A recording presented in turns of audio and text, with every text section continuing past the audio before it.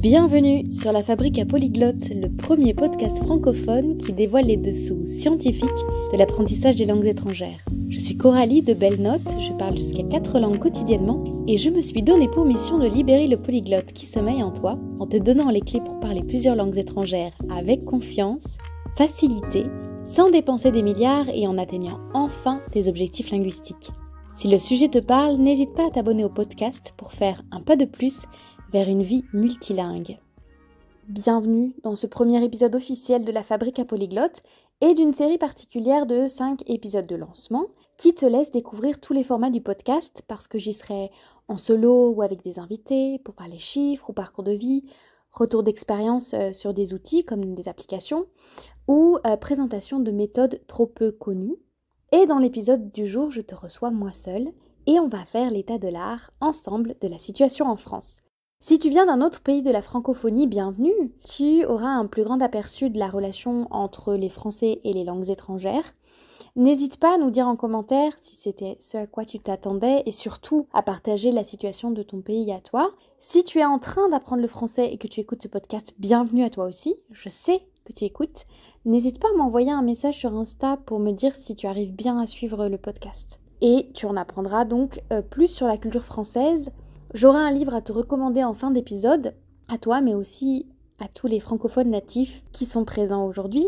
Et pour tous les Français qui écoutent, j'ai fait cet épisode pour faire un point global parce que, et je voudrais que vous soyez attentifs, notre niveau en langue ne vient pas seulement de nous, mais aussi du contexte familial, éducatif, et là je parle de l'école, culturel, et là je parle de la nation, etc. dans lequel on se trouve.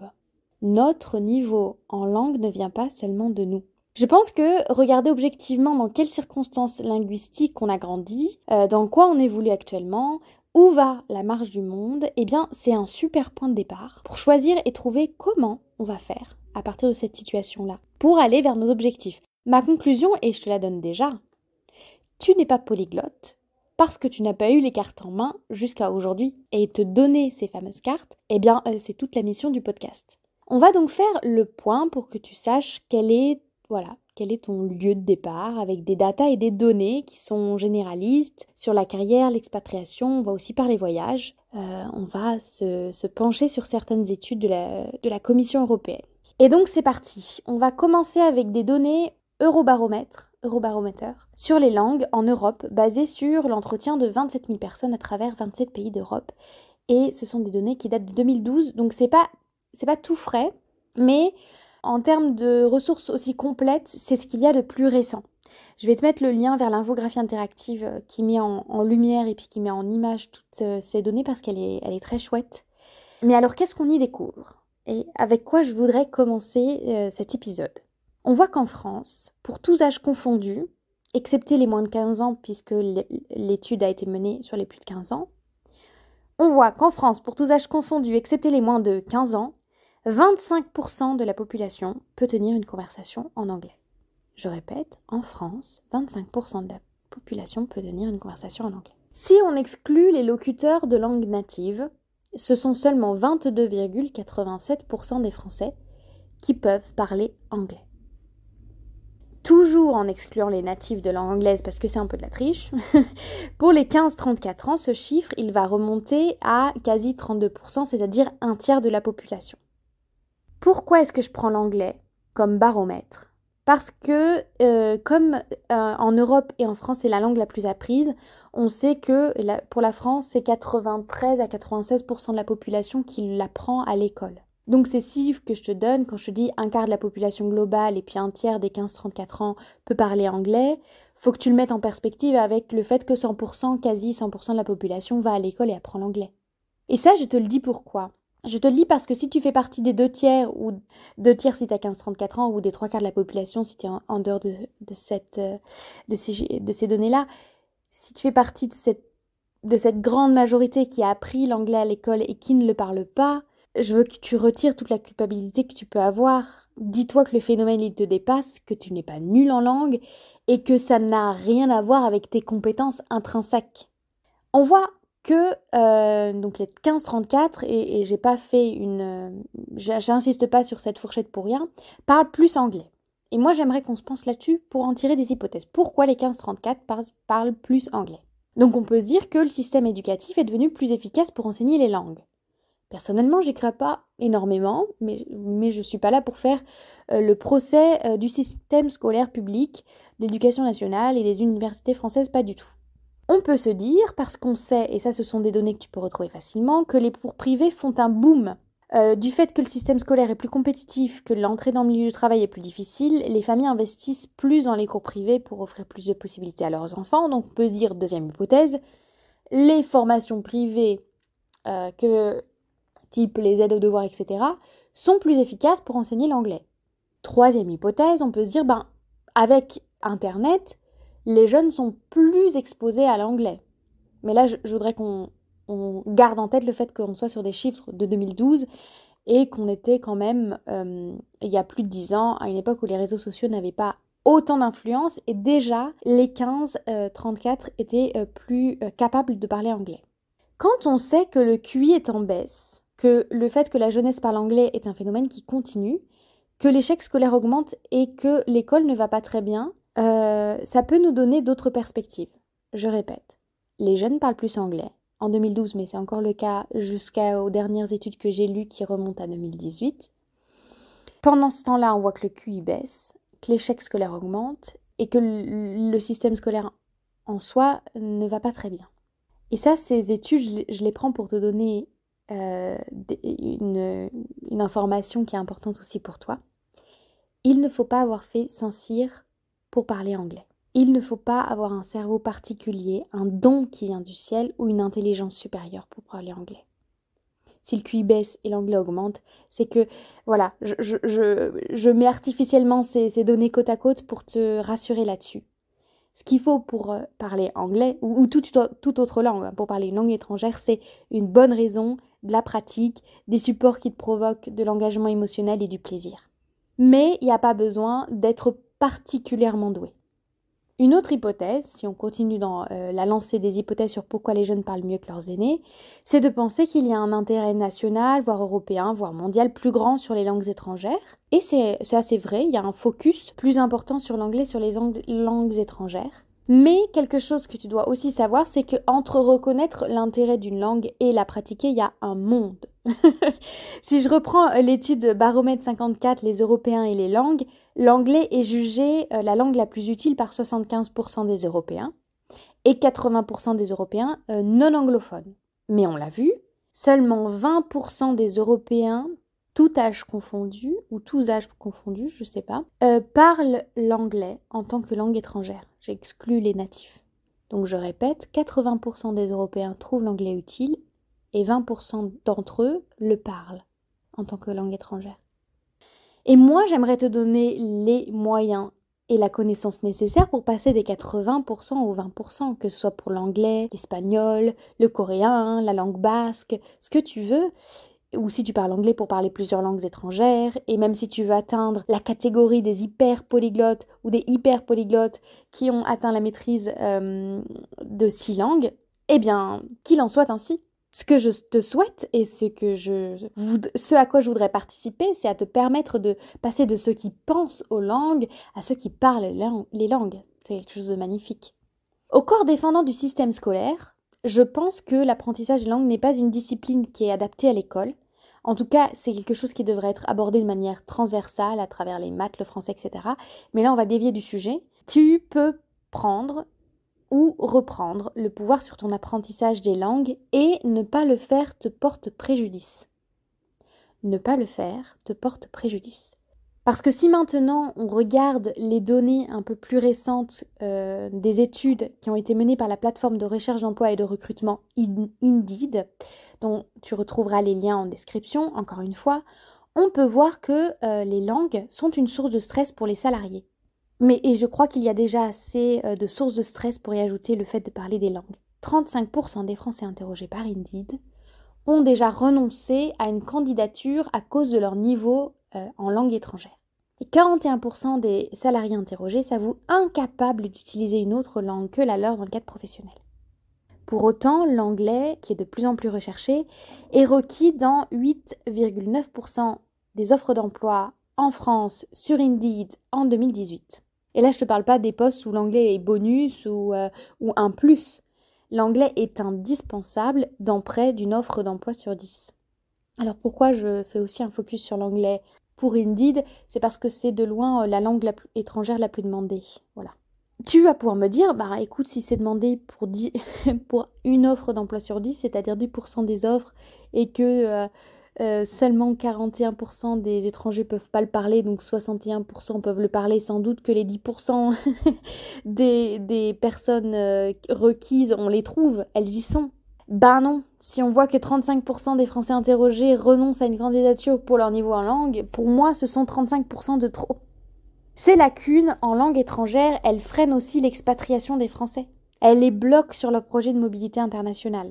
Je vais pas te donner plein de chiffres, en fait moi j'adore les chiffres. Mais je crois que j'en ai donné bien assez. Et je voudrais revenir sur mon discours qui n'est pas du tout de dire en fait en France on n'est pas doué, on est nul et tout le monde est comme ça. Je suis pas dans le catastrophisme ou dans le, je sais pas, l'abandon et le bon allez, voilà, il y a un coupable, c'est ça, et puis on peut plus rien faire. Ni même dans l'idée que le français apprend mal les langues. Non. Mon discours, c'est le suivant. Tu te trouves dans un phénomène de groupe. Voilà. C'est pas qu'il y a un manque de talent national, du tout. C'est pas qu'il y a un système éducatif à ce point défaillant, non. Je pense pas qu'on soit plus bête qu'ailleurs, même si l'intelligence, il n'y en a pas besoin énormément pour apprendre une langue. Je pense qu'on n'est pas moins capable ou moins doué que les meilleurs élèves européens au niveau de l'apprentissage des langues. Je pense qu'il y a des raisons historiques et culturelles, et surtout qu'on a plein de possibilités. Si je fais un petit point sur les raisons historiques et culturelles, nous, en France, on a la chance d'avoir été un pays, même si utiliser le passé, c'est un peu triste, d'avoir été un pays qui a rayonné dans les siècles passés. Et un pays magnifique qui a influencé et même fabriqué l'histoire. Et dans ces moments-là, pour tous les pays qui influencent ou fabriquent l'histoire, eh bien, c'est les autres qui apprennent notre langue et nous, on a moins besoin de faire l'effort pour ça. Aujourd'hui, on a tendance à parler l'anglais qui est relié à la civilisation qui influence le plus. Voilà pour cette parenthèse historique brève, c'est-à-dire qu'on n'a pas eu besoin, durant tous nos siècles de gloire, d'apprendre beaucoup plus la langue, puisque c'était notre langue qui était utilisée pour communiquer. Je me sens trop ignorante pour m'étendre davantage. C'était une première piste de réflexion pour t'apprendre à dézoomer de toi et de tout ce que tu peux relier à toi, ta relation aux langues étrangères. Voilà, moi j'essaie de donner un peu plus de perspective. Passons aux raisons culturelles maintenant, qui sont aussi passionnantes. Il y a en France, encore une fois, c'est pas une critique, c'est presque un constat, voilà, des spécificités culturelles qui sont en défaveur de l'apprentissage des langues étrangères. En voici quelques-unes de ces raisons. Il y a en France, et pour le coup ça c'est beau, une culture de l'écrit. On apprend le français par l'écrit à l'école, même si à ce moment-là on sait déjà le parler, et on a tendance à parler comme on écrit plutôt que l'inverse. Et ce phénomène-là, il est remarquablement décrit dans un livre qui s'appelle « Ainsi parlent les Français », qui a été écrit par un couple de Canadiens qui sont Julie Barlow et Jean-Benoît Nadeau, et qui ont eux-mêmes traduit cette version française de la version originale écrite par eux-mêmes, donc The Bonjour Effect. Et donc, nous, chers Français, nous reproduisons notre rapport à notre langue maternelle, qui est un rapport par l'écrit, sur les autres langues. Et ça marche pas très bien. Deuxième facteur culturel aggravant, il y a une histoire française d'unification de la langue forte, et qui va bien avec le centrisme parisien, et qui est très différente de l'histoire de l'espagnol pour l'Espagne et de l'italien pour l'Italie. En France, cette unification de la langue, qui a été en défaveur des langues régionales et des cultures régionales, cette culture centralisée, donc, va de pair avec une discrimination forte à l'accent. Pour les accents régionaux, mais aussi pour les accents étrangers. C'est-à-dire qu'on a cette tendance à se moquer de nos camarades de classe qui ont un accent français quand ils parlent anglais, par exemple, mais d'autres langues, dans les cours de langue, on va facilement se moquer de l'accent qu'on prend et on va se moquer de nous-mêmes, c'est-à-dire avoir honte et pas jouer avec la prononciation, mais la voir comme un obstacle parce qu'il y a ce sentiment inconscient que si on prononce mal, on peut être exclu et discriminé. Troisième facteur culturel qui n'aide pas, c'est le sens français de « il faut faire comme ça ». Il y a une bonne manière de faire. La culture américaine, à mes yeux, beaucoup de défauts, mais elle a aussi des choses jolies. Et dans ces choses jolies qui ont participé à son succès, c'est le fait de juger quelqu'un au résultat, de donner le droit à l'erreur, le droit à sa chance, le fameux American Dream. Et en France, on donne peu ce droit à l'erreur et on juge une personne plus à comment elle fait quelque chose qu'au résultat.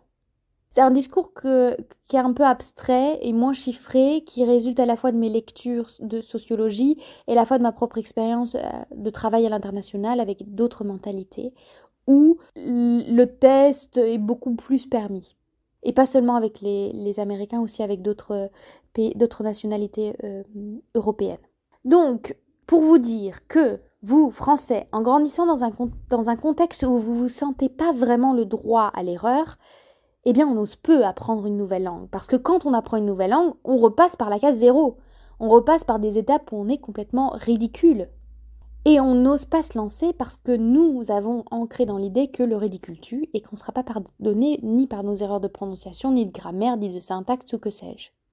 Et je vous invite vraiment à lire ce livre-là, Ainsi parlent les Français dans sa version française, et The Bonjour Effect dans sa version anglaise, parce que ça reprend et ça aborde aussi cette question-là. Et donc, toi, Français, Française qui écoute, tu te trouves au milieu de tous ces phénomènes historiques, culturels, et j'avais envie de poser ça là pour que qu'on parte pas de alors moi je parle 0 langue, ou je parle une langue, ou j'en parle 2 mais je les parle mal. Non.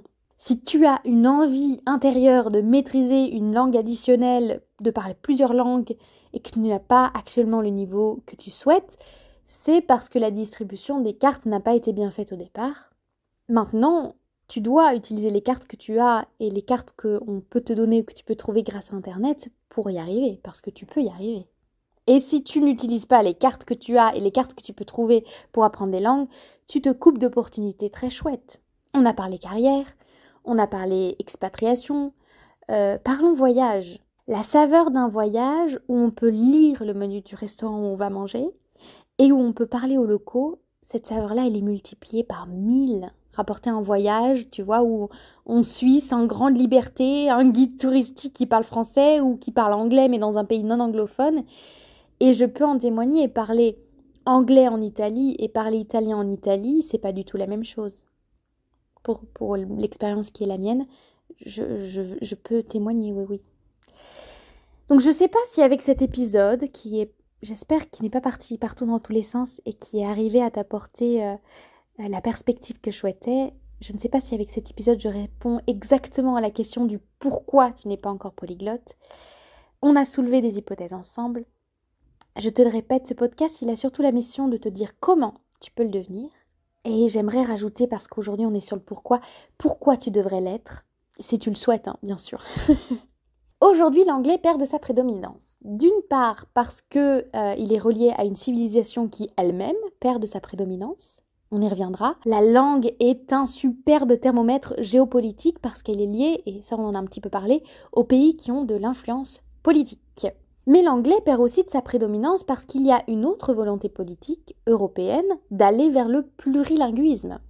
Et ça, c'est pas nouveau. La recommandation 1383 qui date de 1998 de l'Assemblée parlementaire du Conseil de l'Europe, qui s'intitule « Diversification linguistique », il parle d'objectifs de trilinguisme pour tous les citoyens européens. Et tous les efforts de mobilité internationale qui sont faits avec les programmes Erasmus, entre autres, ils visent à permettre ce plurilinguisme. Et ils prennent de plus en plus d'ampleur.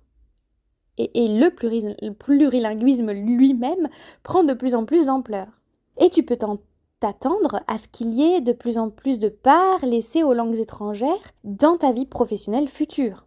Et aussi à ce que ces mouvements internationaux, auxquels peut-être tu participes parce que tu as bougé ou que tu as prévu de bouger, eh bien, ils créent une plus grande mixité culturelle et linguistique dans les familles et donc dans la tienne, à travers la formation de couples culturellement mixtes et linguistiquement mixtes, par exemple. Si je fais une projection là sur le futur, imaginons que tu aies 2 enfants, que tu as déjà peut-être maintenant ou que tu es dans le futur. Imagine que l'un épouse une personne irlandaise, que l'autre épouse une personne espagnole, qui aurait, je ne sais pour quelle raison, des origines polonaises, tiens, et qu'ils mettent leurs propres enfants, c'est-à-dire tes petits-enfants, dans des crèches anglophones, ou pourquoi pas germanophones, tiens. Imagine le joli mélange linguistique à la maison. Le futur, on est d'accord, ça reste du pronostic. On n'apprend pas une langue étrangère comme on souscrit à une assurance vie, il faut avoir une vraie raison de le faire. Mais j'avais envie de terminer, tu vois, sur une ouverture pour te laisser entrevoir toutes les opportunités qui s'ouvrent à toi avec les langues étrangères. Dis-moi, est-ce que tu as réfléchi aux obstacles qui t'empêchent aujourd'hui d'être au niveau linguistique que tu souhaites? Est-ce que tu avais identifié des choses uniquement internes ou externes, c'est-à-dire des choses pour lesquelles tu n'avais pas encore de mise? Et comment est-ce que tu imagines le monde de demain de ce point de vue-là? Voilà, j'adorerais qu'on continue la conversation en commentaire. Il y a peut-être 1000 raisons qui font qu'aujourd'hui tu ne parles pas plein de langues. Mais j'aimerais te dire aussi qu'il y a 1000 manières d'apprendre des langues et qu'on trouvera la tienne ensemble. Merci d'avoir écouté cet épisode de la Fabrique à Polyglotte jusqu'à la fin. J'espère qu'il t'aura donné de nouvelles perspectives sur l'apprentissage des langues étrangères, qu'il t'aura inspiré et motivé, voire même instruit. Si c'est le cas, tu peux soutenir le podcast en lui attribuant 5 étoiles via ta plateforme favorite et en le partageant autour de toi. Et si tu as des questions ou bien l'envie de rebondir sur le sujet du jour, je t'attends dans l'espace commentaire disponible sur certaines applications. Pour recevoir encore plus d'astuces et de conseils concrets pour passer à l'action, inscris-toi à notre newsletter hebdomadaire disponible sur www.belnote.co. Le lien sera situé dans l'espace de description. Sur ce, je te souhaite de belles conversations en langue étrangère et je te dis à bientôt pour le prochain épisode.